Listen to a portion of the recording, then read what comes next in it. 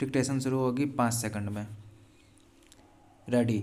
Challenge in this appeal is the judgment of the learned single जज of the Patna high court holding that the appellants were not entitled to a decree for specific performance of contract. In a second appeal filed by the respondent, the judgment and decree of the trial court as affirmed by the first appellate court were reversed and the suit of the plaintiff was dismissed. Originally, the suit was filed by the husband of appellant number 1 after death of appellant number 1. His legal heirs were substituted.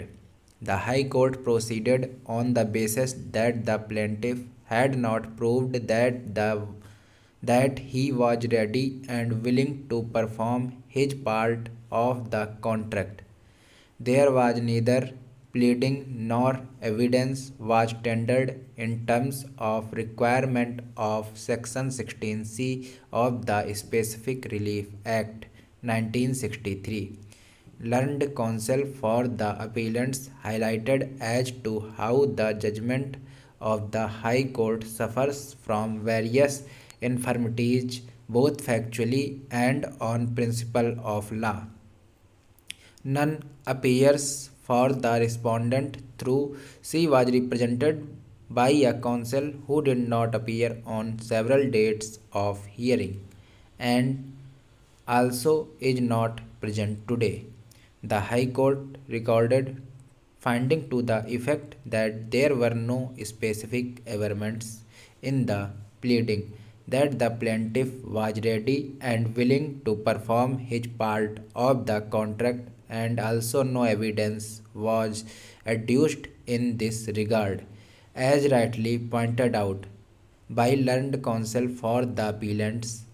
The findings are contrary to the materials on record, as noted by the first appellate court in various paragraphs of the point, more particularly paragraphs 18 and 22 specific averments regarding readiness and willingness of the plaintiff to perform his part of the contract have been made.